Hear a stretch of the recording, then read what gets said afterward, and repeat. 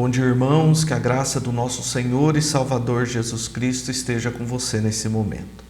Hoje é domingo, dia do Senhor, e nós queremos dar continuidade ao estudo da nossa revista Igreja em Apuros, e hoje nós estudaremos a lição de número 11, que tem como tema uma confissão alicerce, a base para a edificação da igreja. Por isso, lhe convido a abrir a palavra de Deus no texto base, que está lá em Mateus, capítulo 16, do verso 13 ao verso de número 20.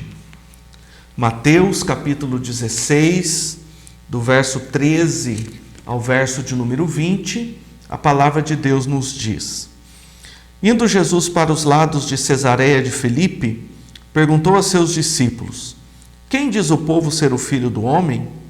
E eles responderam: uns dizem João Batista, outros Elias, e outros Jeremias ou alguns dos profetas.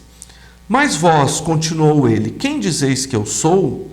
Respondendo Simão Pedro, disse: Tu és o Cristo, o Filho do Deus vivo. Então Jesus lhe afirmou: Bem-aventurado és, Simão Barjonas, porque não foi carne e sangue que tu revelaram, mas meu Pai que está nos céus. Também eu te digo que tu és Pedro, e sobre esta pedra edificarei a minha igreja, e as portas do inferno não prevalecerão contra ela. Dar-te-ei as chaves do reino dos céus. O que ligares na terra terá sido ligado nos céus, e o que desligares na terra terá sido desligado nos céus. Então advertiu os discípulos de que a ninguém dissessem ser ele o Cristo. Vamos orar, irmãos? Curve sua cabeça e vamos orar neste momento. Pai querido, nós te agradecemos pela leitura da tua palavra nessa manhã e pedimos a ti que fale ao nosso coração, que me use como instrumento em tuas mãos e que nos ajude a compreender esse texto tão maravilhoso que fala a respeito da igreja que nós acabamos de ler. É a oração que fazemos no nome de Jesus. Amém. Irmãos, nós temos diante de nós nessa manhã um dos textos mais preciosos das Sagradas Escrituras no que diz respeito à igreja do nosso Senhor e Salvador Jesus Cristo. Para que nós entendamos o que o evangelista Mateus tem a nos ensinar nessa manhã, é importante nós olharmos para o contexto em que Jesus estava vivendo com os seus discípulos naquele momento. A palavra de Deus deixa bem claro para nós que Jesus e os seus discípulos, eles estavam caminhando ao longo do rio Jordão, perto de Cesareia de Filipe, aproximadamente 40 quilômetros ao norte da Galileia. Quando Mateus e Marcos relatam que os discípulos estavam indo para essa região, é algo de extrema importância para nós. Por quê? Porque a dinâmica de vida dos discípulos juntamente com Jesus era uma dinâmica de muito trabalho. De muito trabalho. Jesus Cristo tinha os enfermos para curar, Jesus Cristo tinha os endemoniados para libertar, Jesus tinha os seus discípulos para ensinar as multidões que o seguiam. Então é importante nós percebermos que a vida de Jesus era uma vida com muito trabalho. E Lucas nos dá uma informação interessante para esse momento. Ele diz que Jesus ele estava orando à parte. Ou seja, ele saiu para um lugar separado para orar e os seus discípulos estavam com ele. Ou seja, mesmo Jesus Cristo sendo Filho de Deus, diante das diversas atividades que ele possuía, ele separa um momento para orar, para conversar com o Pai. Nesse momento, então, ele se afasta das multidões, ele deixa as suas demandas diárias por um tempo, aquelas controvérsias com os escribas, com os seus adversários, aqueles que buscavam cura, aqueles que buscavam a palavra, aqueles que buscavam uma libertação. E Jesus, então, ele se afasta por um tempo de todas as suas demandas para orar. E é nesse momento que ele chama aqueles que estavam mais próximos. Para quê? Para que eles pudessem ser questionados em relação à sua identidade. Naquele momento, Jesus não estava chamando-os para dar explicações quanto ao reino de Deus. Pelo contrário, Jesus agora estava chamando-os para que eles dessem explicações. Para que eles então fossem questionados em relação à identidade do rei e principalmente em relação ao avanço do reino de Deus. E para isso Jesus então usa perguntas, que é justamente o que o autor coloca para nós no ponto 1 da lição. Quem os outros dizem que é o Filho do homem? Quem diz o povo ser o Filho do homem? Lá no verso 13, Mateus nos apresenta Jesus fazendo esse questionamento. Mas algo interessante, segundo a estratégia de Jesus Cristo, é que ao mesmo tempo que ele pergunta aos seus discípulos, essa pergunta está carregada da sua identificação. Por quê? Porque ele pergunta a respeito do Filho do homem. E qualquer conhecedor das Escrituras naquele contexto se lembraria do livro do profeta Daniel. Pois o livro do profeta Daniel apresenta Jesus Cristo como Filho do homem. E mais interessante, irmãos, nos evangelhos, o Filho do homem é a identificação que Jesus atribui a si mesmo com mais frequência. Ou seja, é a sua identificação preferida. Por isso que essa nomeação identifica Jesus como Filho de Deus, Filho do homem, Filho de Deus, como aquele rei ungido por Deus, aquele rei que dominaria sobre as nações, aquele rei que receberia a adoração de todos os povos. Então é interessante que na estratégia de Jesus, Jesus Cristo não está apenas fazendo um questionamento vazio aos seus discípulos, mas Jesus Cristo está fazendo um questionamento onde ele já coloca a sua pessoa, onde ele já se identifica como aquele Messias, aquele esperado pelo povo de Israel. E qual foi a resposta dos discípulos?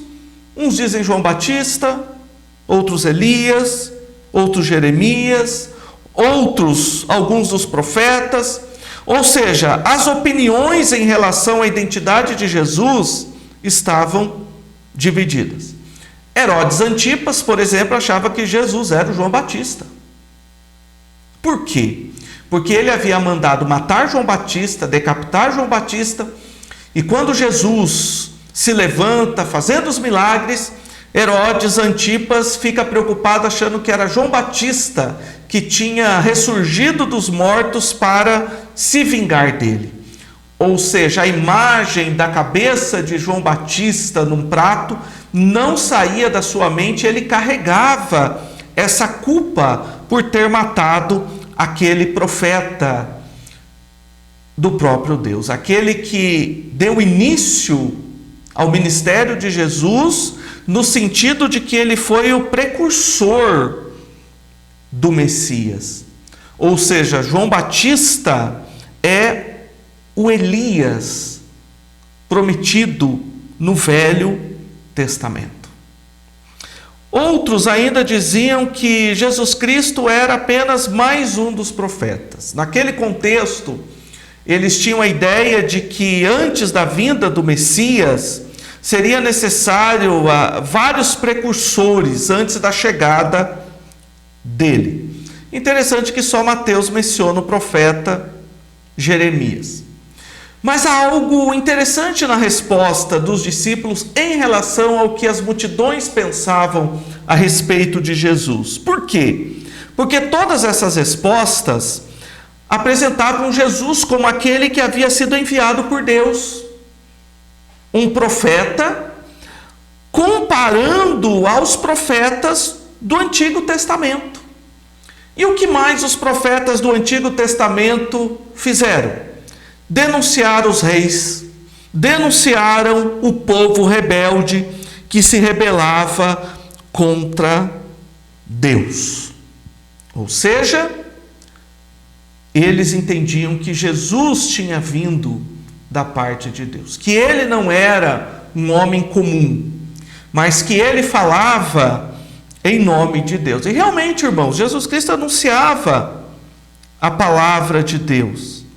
Mas ele está buscando uma resposta que só pode ser dada caso Deus revele a pessoa. Ou seja, a resposta que Jesus estava buscando a respeito dele mesmo só poderia ser dado por alguém cujo Pai havia revelado. Jesus já estava vivendo no meio do seu povo, vamos dizer, 30 anos. Já, 30 anos. Porém, poucos reconheceram que ele era o Messias. Então Jesus, ele não estava apenas falando a palavra de Deus contra os governantes perversos da época. Ele fazia isso também. Ele denunciava não apenas os governantes, mas também os líderes da nação judaica, os líderes espirituais do povo de Deus, a rebeldia deles contra a palavra de Deus, a rebeldia do povo contra a palavra de Deus. Mas ele era o rei enviado por Deus, que não veio apenas para pregar e que aparentemente seria derrotado por esses reis perversos. Pelo contrário, Jesus Cristo veio para vencê-los. Jesus Cristo veio para derrotá-los. Então, nesse primeiro ponto, a palavra de Deus já deixa claro para nós que Jesus, quando se identifica como Filho do Homem, ele está se identificando como Messias, como aquele rei que havia sido enviado da parte de Deus como cumprimento das promessas do Antigo Testamento. Mas Jesus continua o questionamento e agora o autor coloca esse questionamento no ponto 2. E vocês, quem dizem que eu sou? Jesus então questiona mais uma vez os discípulos, mas agora Jesus Cristo quer saber o que os discípulos iriam falar a respeito dele. Interessante, irmãos, que conhecer a opinião pública e saber a opinião pública a respeito de algum assunto é algo fácil. Mas e quando nós precisamos manifestar a nossa opinião em relação a determinados assuntos? E é justamente o que Jesus está fazendo agora. Ele diz: mas vós, quem dizeis que eu sou? E a pergunta ela é direcionada a todos os discípulos que estavam ali. E Pedro se levanta como porta-voz do grupo, algo que acontece muitas vezes no Novo Testamento, e ele então faz uma confissão direta a respeito de Jesus. Ele diz: tu és o Cristo, o Filho do Deus vivo. Interessante, irmãos, que Pedro faz aquela confissão naquele contexto amigável. Não é verdade?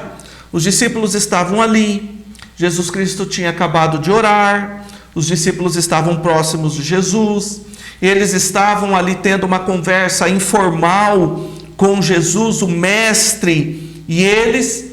Então Pedro se levanta ali com toda a intrepidez e diz: tu és o Cristo, o Filho do Deus vivo.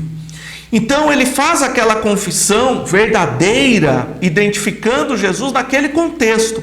Porém, chegaria o momento em que ele teria que fazer essa confissão diante das autoridades. Diante das autoridades judaicas e religiosas e diante das autoridades civis, dos governadores romanos, dos imperadores romanos. E o autor aqui coloca para nós uma informação interessante, que essas autoridades, e aqui nós entendemos autoridades romanas, eram representantes das portas do inferno e que teriam como objetivo impedir esse reconhecimento. E olha, irmãos, eu vou dizer não apenas as autoridades romanas, mas as autoridades judaicas também. Porque o objetivo dos líderes judeus era impedir que as pessoas reconhecessem Jesus como o Messias. Mas naquele momento, naquele contexto gostoso, naquele contexto bom, Pedro então declara que Jesus é o Filho do Deus vivo, ou seja, o Messias prometido. Essa designação, Filho de Deus, nos faz lembrar da aliança feita entre Deus e Davi lá no segundo livro de Samuel, capítulo 7, onde no verso 14 está escrito: eu lhe serei por pai e ele me será por filho. Ou seja, indicando que o rei estava em uma relação especial com Deus, sendo um representante do povo. Jesus é da descendência de Davi. Portanto, ele é filho de Deus, que foi enviado como rei para reinar sobre um povo e para fazer dele um instrumento, esse povo, para o avanço do seu reino, para o avanço da pregação do evangelho, um avanço do seu reino neste mundo, que jaz do maligno. Ou seja, ele é o Filho de Deus, enviado como rei, para reinar sobre o seu povo e fazer com que o seu povo se torne instrumento em suas mãos para avançar com o seu reino e neste mundo que jaz do maligno. Então aqui nós somos levados para o terceiro ponto, que é a afirmação de Jesus. Ou seja, Pedro faz uma afirmação de quem é Jesus, e agora Jesus faz uma afirmação de quem é Pedro. De quem é Pedro. O que Jesus fala a respeito de Pedro? Lá do verso 18. Também eu te digo que tu és Pedro, e sobre esta pedra edificarei a minha igreja, e as portas do inferno não prevalecerão contra ela. Dar-te-ei as chaves do reino dos céus, e o que ligares na terra terá sido ligado nos céus, e o que desligares na terra terá sido desligado no céu. Ou seja, Pedro havia respondido corretamente que Jesus era o Messias. E Jesus, nesse momento, tinha uma palavra para Pedro. E Jesus, então, disse três coisas: que Pedro era bem-aventurado, porque ele reconheceu Jesus como Filho do Deus vivo. Segundo, sobre qual fundamento o povo do Messias seria edificado. E aí vocês se lembram lá do ponto 2, onde Jesus Cristo é enviado como rei, o Messias, para governar sobre o seu povo. E esse povo, então, levaria à frente este reinado. E o terceiro é a autoridade dada a esse povo, para fazer com que eles avancem o reino do Messias no mundo. Vejamos um por um. No verso 17, o mestre afirma que Simão é bem-aventurado. Por que Simão é bem-aventurado? Porque ele teve a revelação do próprio Deus a respeito do Messias. Ou seja, essa revelação para Pedro, irmãos, foi uma revelação especial da parte de Deus. Que sem Deus revelar de maneira especial, nem Pedro, nem eu e nem você podemos chegar à conclusão exata de quem é Jesus. Aquelas multidões com as posições mais diversas a respeito da identidade de Jesus não tinham recebido a revelação do Pai. Agora, Pedro recebeu a revelação do Pai. E por isso, Pedro então tinha convicção de que Jesus era o Messias. Isso é interessante, irmãos, porque é uma prerrogativa divina se revelar. Esse conhecimento, como Jesus diz lá no verso 17, não poderia ser adquirido por meio de carne ou por meio de sangue, ou seja, por meio de cogitações humanas, por meio de especulações. Não, é da parte de Deus. É Deus que dá a conhecer a verdade para aqueles que Ele chamou. E essa verdade diz respeito a quem realmente é Jesus. Queridos, se nós olharmos para o nosso contexto, não é diferente. Por quê? Porque as pessoas têm as ideias mais absurdas e diversas a respeito de Jesus Cristo.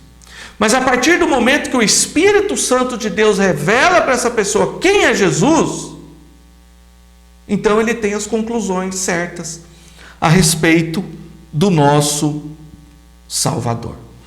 Também no verso 18, a declaração de Jesus é: Tu és Pedro.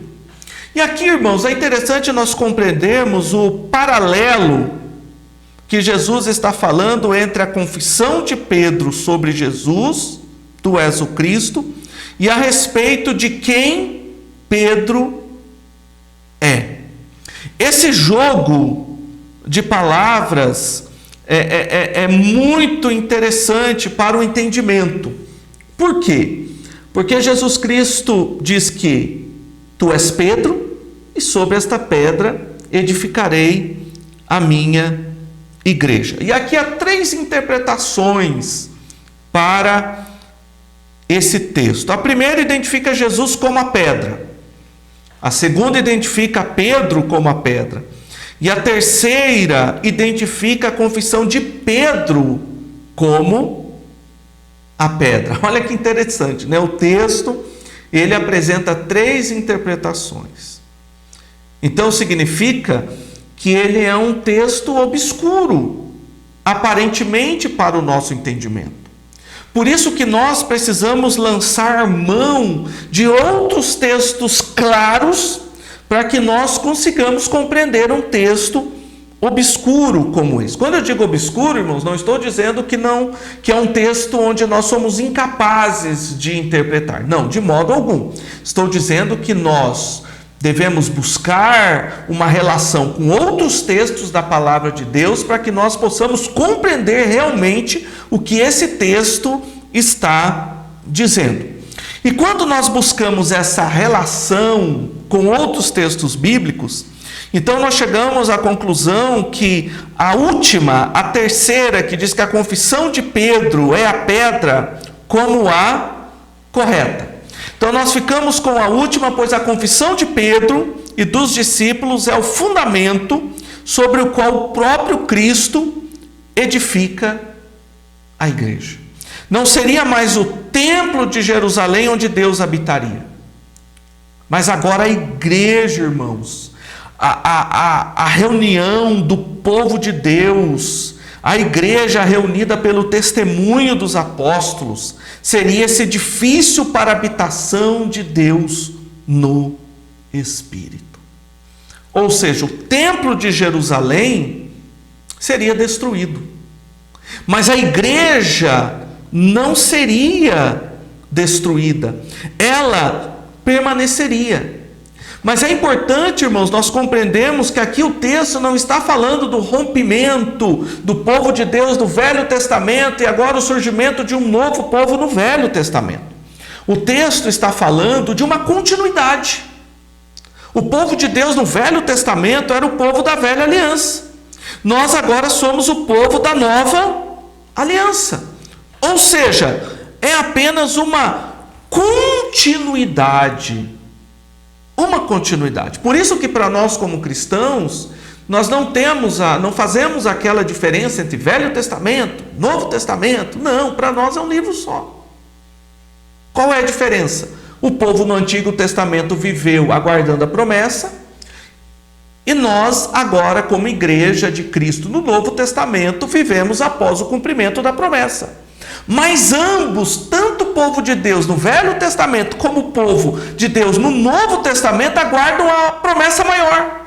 Qual é a promessa maior? Da vinda do Messias, da segunda vinda do Messias, para consumar e para unir de uma vez por todas este povo. Nós já somos unidos em Cristo, eu e você, os crentes do Antigo Testamento, porém nós aguardamos a consumação, onde de uma vez por todas nós então seremos apenas um povo e viveremos em adoração a esse Deus por toda a eternidade. Então é interessante você notar que o templo seria destruído, mas a igreja não. Por quê? Porque Jesus faz uma promessa. Qual é essa promessa? As portas do inferno não prevalecerão. Ou seja, a igreja vai avançar no território de Satanás, a igreja irá dominar sobre esse território, e a maneira como a igreja domina sobre esse território é com a pregação da palavra de Deus. Por isso que no verso 19, as chaves que o texto está falando diz respeito à proclamação do perdão de pecados. Porque quando alguém reconhece o seu pecado, ele então se torna um embaixador de Cristo. Ou seja, ele começa a fazer parte da igreja. E agora então ele vai avançar no território do inimigo. E a palavra de Deus diz que o inimigo não terá força para conter a igreja, para derrotar a igreja. Mas o que exatamente se refere a esse ligar e desligar? E aí o autor explica para nós, quando ele diz que o poder das chaves consiste em declarar o que pertence ou não ao reino de Deus. E a quem foi dada essa autoridade? Aos apóstolos. E a igreja é edificada sobre o testemunho deles. Por isso que é importante, irmãos, nós lembrarmos que os apóstolos são tão profetas como os profetas do Antigo Testamento. Ou seja, os apóstolos foram aqueles que receberam a incumbência de dar continuidade à revelação que Deus começou por meio dos profetas do Antigo Testamento. Isso é importante nós termos na nossa mente, para nós compreendermos o texto. Então nós agora vivemos com base na autoridade dos apóstolos. Ou seja, os apóstolos continuam falando comigo e com você por meio da palavra escrita do nosso Deus. E quem é o instrumento para levar esse testemunho dos apóstolos? A igreja.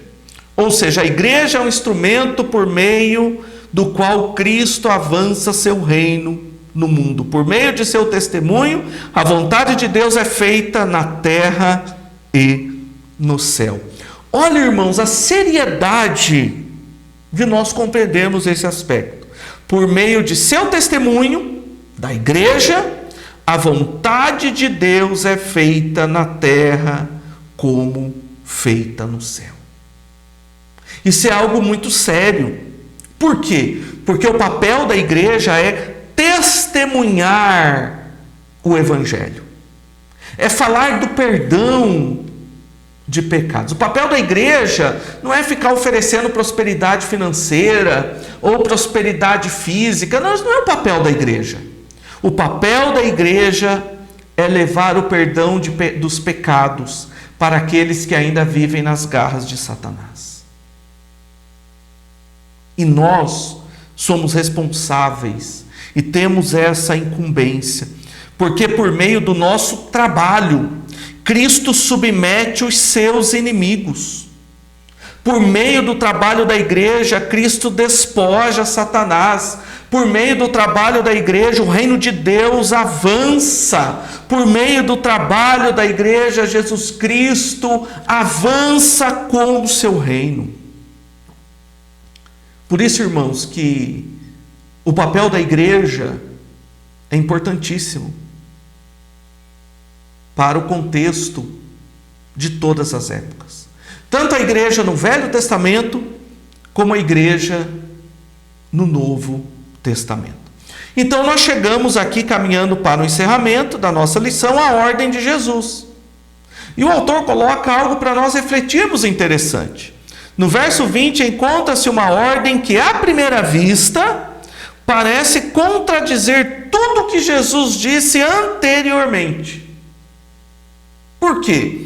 Porque Jesus adverte os seus discípulos de que eles não dissessem a ninguém ser ele o Cristo. E nós devemos nos lembrar, irmãos, que durante o ministério de Jesus, Jesus mantinha em segredo quem ele era. No começo do seu ministério, ele não se revelava realmente de maneira clara que ele era o Messias.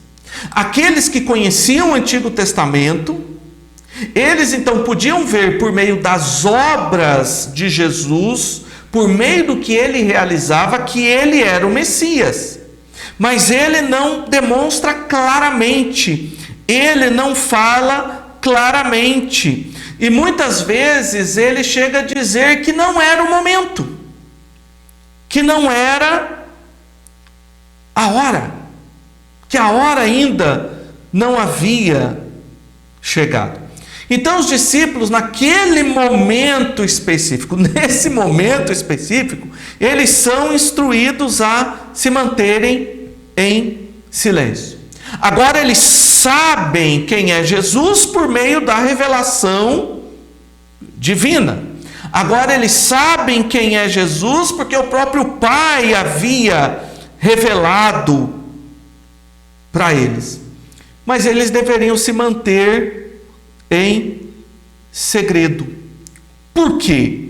Porque era uma maneira de garantir que os discípulos não identificassem Jesus de forma nacionalista, como um rei conquistador, e negligenciassem o servo sofredor.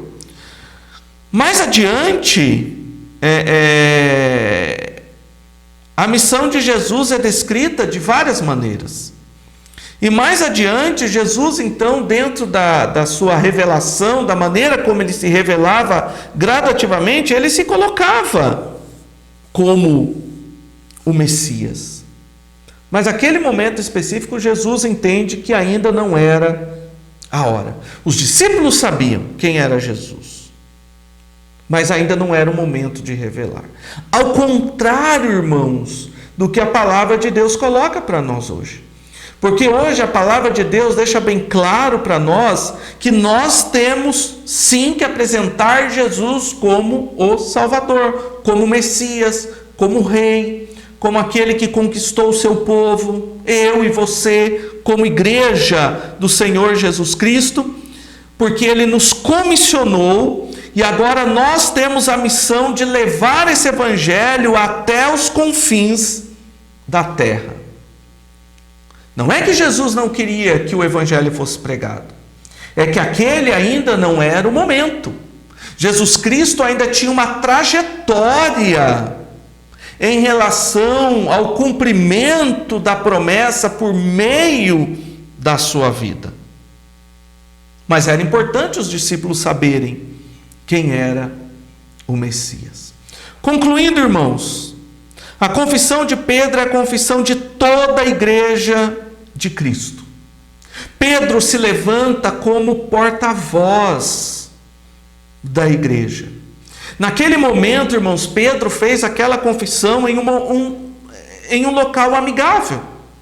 Podemos dizer que é como eu e você, fazendo a confissão de quem é Jesus na igreja, no meio do povo de Deus.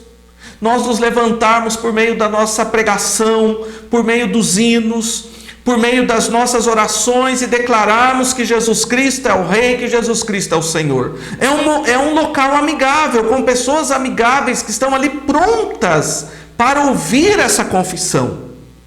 Mas e quando nós estamos no nosso ambiente de trabalho? Mas e quando nós estamos no nosso ambiente de escola?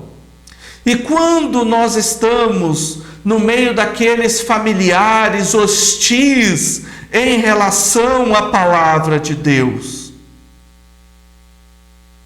É nesse ambiente, irmãos, que nós também devemos confessar quem é Jesus. Porque Pedro fez aquela confissão naquele momento.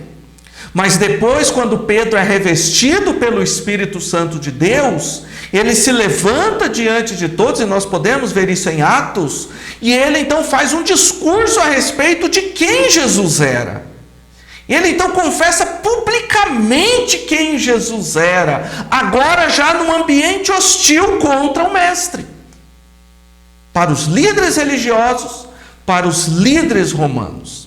Então, irmãos, é importante nós termos em mente que essa confissão da igreja de quem é Jesus não é para ser feita apenas na igreja, mas no mundo em que nós vivemos, neste mundo hostil ao Evangelho.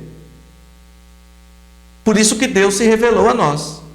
Por isso que nós só podemos fazer essa confissão, nós que recebemos por meio do Espírito Santo de Deus a revelação de quem é Jesus.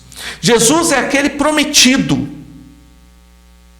o próprio Deus que se fez homem para dar a vida, para salvar a igreja. Jesus é o servo sofredor, é o rei, mas ao mesmo tempo é o servo sofredor, aquele que sofreu no meu lugar, aquele que sofreu no seu lugar. E aqui o maior sofrimento, irmãos, não é o sofrimento físico, mas é o sofrimento espiritual, porque na cruz do Calvário, a maior dor de Jesus foi o abandono de Deus. O abandono de Deus, ou seja, Jesus Cristo levou sobre si na cruz do Calvário o pecado de todos os eleitos, de todos os escolhidos de Deus. E a igreja, ela precisa amar essa confissão e anunciar ao mundo a salvação em Jesus Cristo. Queridos irmãos, no contexto em que nós vivemos, nós precisamos mais e mais estarmos prontos para anunciar quem Jesus é. Jesus tem sido apresentado como aquele Jesus que dá prosperidade, como aquele Jesus da cura física, como aquele Jesus motivacional.